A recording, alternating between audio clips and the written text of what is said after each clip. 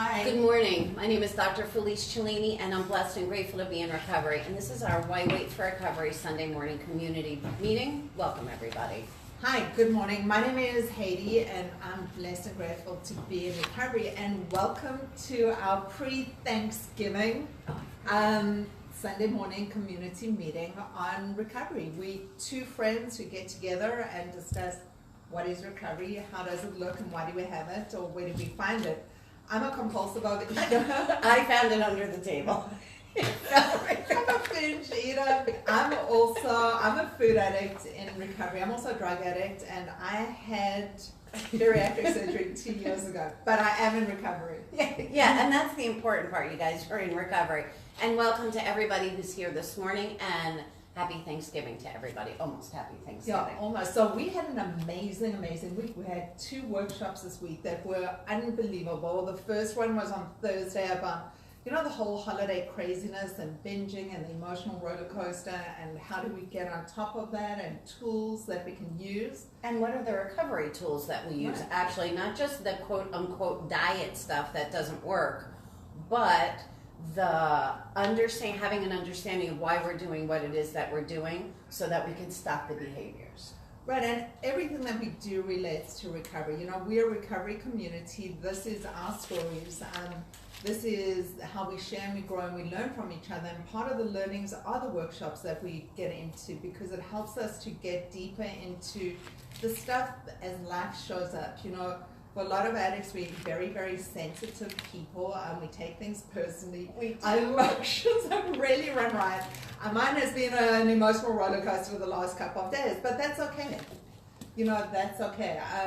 One of the beauties of stepping into recovery is starting to feel again. I spent so much of my life being numb that all of a sudden, I was either numbing myself with food or with substances or people or anything to stop being present. And one of the beauties of recovery, and sometimes it's really hard, is getting in touch with different emotions and different things. And being able to be who you are and not having to hide it and not worrying about your ego. What does Karen think about me if I act like that? Who cares, right? It's about being more in touch with our emotions and showing up as our authentic selves so that we can be true to ourselves, true to the community, learn and grow with each other. And learn and grow as people do in recovery. Learn how to get well and learn how to be of service to the community. To lend our hand to somebody else. For quite a few of us who are those food addicts or who opted to have the bariatric surgery, one of the things that came up on Thursday was really how we feel this compulsion that we have to eat stuff to make other people happy, which is the insanity of our thinking. First of all, it's a lie.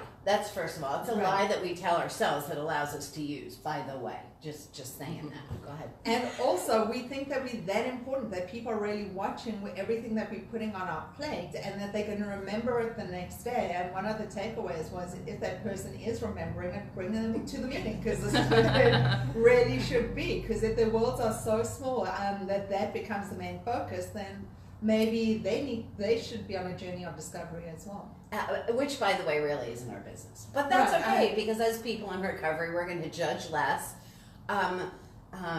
Understand why we're doing the things that we're doing a little bit more, have a little bit more compassion and understanding for others, and again, learn and grow as people in recovery do. And yesterday we also had an amazing workshop, and just thank you to everyone who reached out, because I'm blessed to be in such a caring and loving community, and it really is. They are tremendous people here, and the outpour of love and compassion is just, it always gets me. It's just really cool. One of the things is, as an addict, I always look for excuses to use and to blame other people, because that was the chaos that I could create. To be able to not take responsibility or look at me, it's much easier to divert things and put it on other people. And one of the learnings yesterday was our part in our lives and where we are today. And I just thank you. My pleasure. For organizing them and for doing them, because they really are. I'm really grateful for those opportunities to grow. Thank you. And that allows me to be of service to the community. And thank you for everybody who shows up, because even though it's me that teaches those workshops or runs those workshops with you guys, it's you guys that teach me so much and help to keep me in recovery.